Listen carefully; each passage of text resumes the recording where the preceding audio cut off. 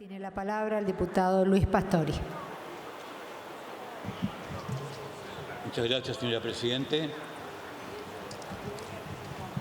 En materia tributaria podríamos aplicar aquel viejo dicho, ¿no?, que dice que no hay mal que dure 100 años, y aquí yo le agregaría entonces, ni contribuyente que lo resista. Estamos viniendo con el dictamen de mayoría, firmado por el interbloque Cambiemos, a enderezar, a reestructurar un impuesto como es el impuesto a las ganancias, el mejor impuesto del sistema tributario argentino, al que literalmente lo destrozaron durante muchos años, lo desflecaron. Los inventos sin sustento técnico difícilmente terminan bien. Tanta improvisación en materia tributaria como las que nos tenía acostumbrado el gobierno que se fue hace un año, sirve tal vez para explicar por qué a la Argentina no nos va tan bien como seguramente merecemos. Yo quiero, señora Presidente, desmitificar la naturaleza casi diabólica que algunas exposiciones, algunas declaraciones aquí o en la comisión o en los medios se tejieron respecto al impuesto a las ganancias. Voces que reclaman la eliminación del impuesto, recién lo escuchamos, y esto nos llevaría a una falta de equidad. Esto tiene falta de fundamentación técnica, falta de fundamentación teórica y yo diría hasta filosófica. ¿Por qué digo esto? Porque el impuesto a las ganancias es un impuesto tal vez mal llamado, porque si uno lee la ley, la definición de ganancia luego lo asimila a renta o lo lleva a la palabra renta, calificando a la renta como aquel rendimiento de naturaleza periódica que implique en la permanencia de la fuente productora de esa ganancia, de esa renta. Esto es lo que en técnica impositiva se llama la teoría de la fuente o el rédito producto. De esto se trata. ¿Cuál es el rendimiento de naturaleza periódica? El salario. ¿Cuál es la fuente productora que tiene permanencia en el tiempo? El trabajo. Mientras subsista el trabajo, genera un rendimiento, ese rendimiento es el salario, y eso es lo que la ley del impuesto a las ganancias lo determina como sujeto al gravamen. Quiere decir que desde el punto de vista técnico, teórico, no es cierto que el salario no sea ganancia, pero ni siquiera lo es desde el punto de vista filosófico, que tal vez sea el más importante, decía hoy, porque el impuesto a las ganancias es el mejor impuesto que contribuye a aquel fin extrafiscal de la tributación, que es la redistribución del ingreso. Aquel que más gana, aquel que más tiene, aquel que más consume, en este caso, aquel que más renta obtiene, es el que más debe contribuir en beneficio de los que menos ganan, de los que menos tienen, de los que menos consumen. Este es el principio de redistribución del ingreso que como ninguno lo recepta la economía del impuesto a las ganancias. Luego, tal vez, los impuestos patrimoniales siguen también esa lógica, aunque debemos convenir en mucha menor magnitud, en mucha menor dimensión. No son tan significativos en materia recaudatoria los impuestos patrimoniales de nuestro régimen tributario. Y por último, están los impuestos al consumo, que son los más regresivos del sistema tributario y sobre el que se basa en gran medida la recaudación de nuestro sistema. Por eso es tan importante el impuesto a las ganancias aquí y en el resto del mundo. En todo el planeta funciona así. En todo el planeta están grabados los salarios como una renta en nuestro sistema, calificada como de cuarta categoría y que afecta al trabajo personal. En todo el planeta funciona así. De lo que se trata, señora Presidente, es de no desvirtuarlo, de no desnaturalizarlo, como lo ha hecho el kirchnerismo principalmente en estos últimos 12 años, que repito, lo han destrozado al impuesto. Han transformado el mejor impuesto, el más progresivo, el mejor impuesto redistributivo del ingreso, lo han transformado en un impuesto que casi equivale a un impuesto más al consumo. Y lo han hecho en forma perversa, no modificando el mínimo no imponible en base a los avatares de la inflación que el gobierno desconocía, que decía que no existía, que no había inflación. Seguíamos los índices del INDEC de Guillermo Moreno. Fíjese cómo nos fue.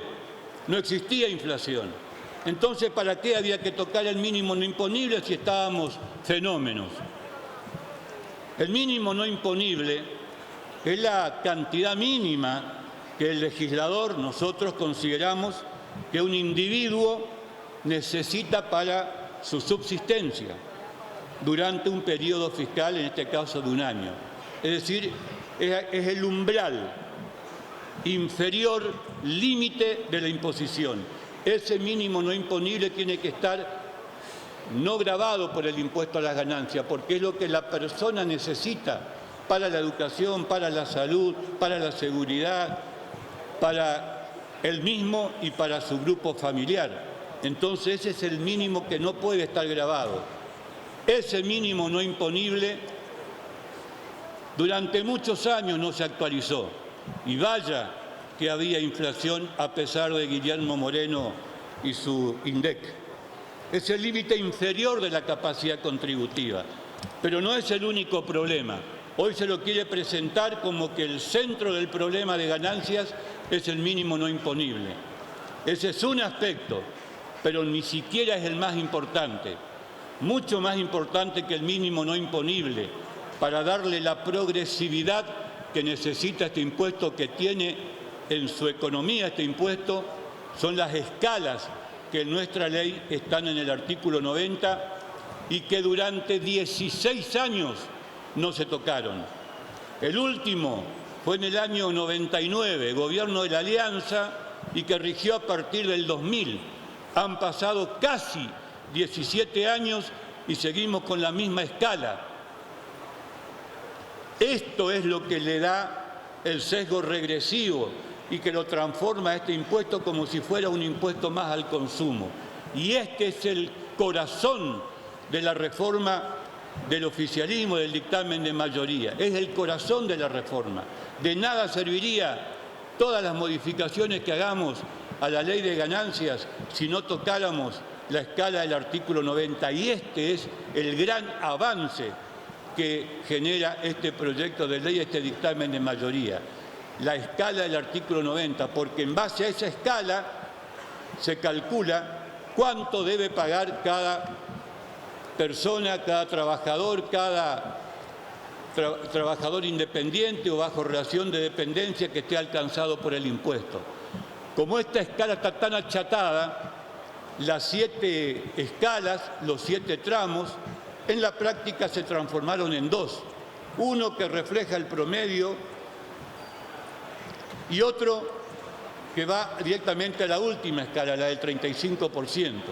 La gran mayoría de los trabajadores hoy, superado el mínimo no imponible, rápidamente iban a pagar el 35%. Esta es la perversidad que el kirchnerismo no supo o no quiso o no pudo solucionar durante 12 años. No haber tocado la escala del artículo 90. Este proyecto viene a salvar esa situación. Bueno, también podríamos hablar del decreto 1242, ya se habló hoy, lo dijo el diputado Laspina, que fue muy perverso y que hizo que aquel trabajador que ganaba menos de 15.000 pesos, o aquel independiente, menos de 15.000 pesos en el año 2013 hasta agosto, no pagara, aunque después en el 2014, 2015, ganara, qué sé yo, 50, 80, 100.000 pesos, pero como no pagaba en el 2013, entonces tampoco pagaba en el 2014, 2015, pese a haber tenido un incremento fabuloso en su remuneración o en sus servicios profesionales. Esto se solucionó con el decreto del mes de febrero que eliminó, que derogó este mal decreto 1242. Tenemos, señora Presidente, volviendo al mínimo no imponible, el más alto de la región, solamente superado por Colombia. Chile tiene un mínimo no imponible de $11.000 año, menos de $1.000 por mes. Estados Unidos tiene varias categorías, pero en general el soltero rondando los $10.000 y el casado los $20.000. Según la edad, después tienen distintas otras tablas.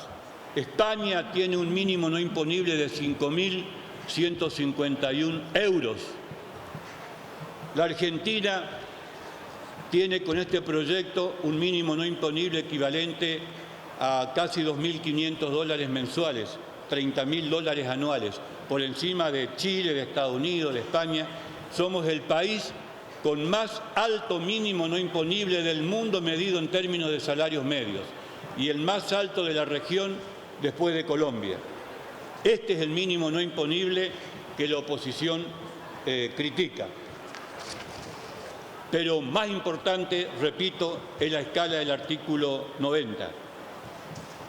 Estamos entonces dando solución con este proyecto a un elenco estable de inquietudes y reclamos permanentes de todo tipo que en este Congreso se escucharon durante muchos años. Estamos volviendo a darle progresividad con la escala del artículo 90, retocando nuevamente el mínimo no imponible, repito, el más alto de la región, pero agregando en el dictamen de mayoría deducciones tales como los alquileres, hasta un 40% de la facturación con tope en el 23A para casos de familia única, que es una manera indirecta de elevar el mínimo no imponible de una forma sustancial.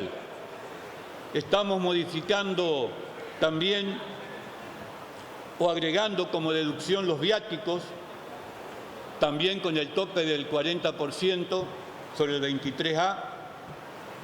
Esto también es una novedad. Actualmente pueden deducir viáticos únicamente los corredores y viajantes de comercio. Estamos modificando las categorías del monotributo, que no se tocan hace mucho tiempo y que sufren la misma falta de adecuación, lo que hace que mucha gente no pueda permanecer en el régimen del monotributo. Y vamos a proponer, de resultar favorable el dictamen de mayoría en la votación, la incorporación de gravar a los magistrados del Poder Judicial a medida que se vayan incorporando, que es un proyecto, y quiero reivindicar al diputado Pablo Tonelli. Este es su proyecto y que lo queremos incluir en particular en caso de resultar afirmativo nuestro dictamen. Estamos incorporando dos impuestos que gravan al juego. Uno, a las máquinas tragamonedas con un monto fijo por año, con la flexibilidad para que la AFIP lo pueda determinar en función de la ubicación y de las particularidades que tengan las distintas provincias, y un impuesto sobre las ventas, sobre las apuestas, que se asemeja a un impuesto interno sobre el expendio de fichas, tickets, vouchers, etcétera, para los juegos en estas máquinas en forma electrónica. Con lo cual se compensa en alguna medida o en gran medida la mayor detracción de la recaudación por la incorporación de deducción por alquileres y por viáticos. Señora Presidente, evidentemente acá estamos ante la presencia de una discusión que, bien lo decía el miembro informante del dictamen de mayoría, se ha tornado esencialmente política, mucho más que técnica, porque con todas estas incorporaciones con un impuesto que vuelve a la senda de los impuestos progresivos, el más progresivo de todos los impuestos. Evidentemente no se entiende cómo no se puede llegar a un acuerdo con la oposición y básicamente con quienes hasta hace 11 meses, un año atrás, se habían encargado de dejarnos, quienes ahora proponen un impuesto a los altos ingresos, nos dejaron el mínimo no imponible en 15.000 pesos. Quienes ahora proponen este impuesto progresivo en beneficio de todos los trabajadores, nos dejaron una escala de aplicación achatada hacía 16 años. Entonces, no es creíble esta propuesta y mucho menos de parte de quien la hizo en nombre de esta nueva alianza parlamentaria, que fue el máximo responsable como ministro de Economía durante todos estos años en que tuvieron todas las oportunidades para modificar el impuesto, nunca lo hicieron, se ausentaban del recinto cada vez que llamábamos a una sesión especial, nunca vinieron, nunca dieron quórum y ahora están muy preocupados por la suerte de los trabajadores que supuestamente buscan, quieren proteger. Se acordaron tarde, han perdido las elecciones, muchachos, se acordaron tarde, lo hubieran hecho antes. Nuestro objetivo, entonces, es mantener el impuesto. Es un error pretender que el impuesto a las ganancias de cuarta categoría deba ser eliminado, es un error. Hay que mantenerlo, pero mantenerlo con sesgos progresivos, no como el impuesto que le damos el 10 de diciembre del 2015. Lo que hay que hacer es subsanar las deficiencias del impuesto, pero no eliminarlo. Es el impuesto más progresivo. Sería un gravísimo error en términos económicos y de progresividad del sistema tributario eliminar cuarta categoría. Nos dicen que el presidente en su campaña, en un spot del mes de septiembre, había dicho que los trabajadores no iban a pagar el impuesto a las ganancias. En esa misma fecha, en el mes de septiembre, el hoy presidente de la Nación, Mauricio Macri, también decía en una entrevista periodística de un medio gráfico que el objetivo era que los que más ganan sean los que paguen el impuesto a las ganancias. Incluso dio un parámetro, habló del quintil más alto. Esto significa, en buen romance, que el 20% de los mejores salarios y de los mejores ingresos paguen el impuesto de cuarta categoría, el impuesto a las ganancias. ¿Qué es lo que está sucediendo con este proyecto? Donde el 20% con mayor capacidad contributiva es el que tributa o va a tributar el impuesto. Hoy lo paga el 20% y esto es lo que se va a mantener. ¿De dónde sacan esto de que más gente va a pagar el impuesto? Esto es una expresión para defender un dictamen, un proyecto, pero que no está basado en la realidad. Si se está aumentando el mínimo no imponible, si se están adecuando las escalas, si se están agregando deducciones importantísimas, como lo es la de alquileres, lo más probable es que pague menos gente y no más contribuyentes que los que hoy existen. Señor presidente, el impuesto a las ganancias no es un impuesto simple, tiene una naturaleza cedular, está dividido en 4 categorías, tiene varios artículos con un montón de deducciones, algunas se aplican a algunas categorías, otras se aplican a otras. Por lo tanto, no se puede votar un impuesto, una parte sí y otra parte no, sino que tiene que ser una cuestión integral. Esta cuestión integral es la que el oficialismo responsablemente viene a ofrecer, viene a presentar ante este Pleno solicitando el acompañamiento. Señora Presidente, evidentemente, vuelvo al principio, no hay mal que dure 100 años ni contribuyente que lo resista. Más allá del resultado de esta votación, vamos camino con una reforma tributaria integral a tener nuevamente un sistema tributario más justo, un sistema tributario más equitativo, un sistema tributario progresivo, desandando el camino que el kirchnerismo anduvo durante estos últimos 12 años. Por eso venimos con mucha convicción y con mucho énfasis a reclamar y a pedir a nuestros pares el acompañamiento al dictamen de mayoría. Muchas gracias. Gracias, diputado Pastori.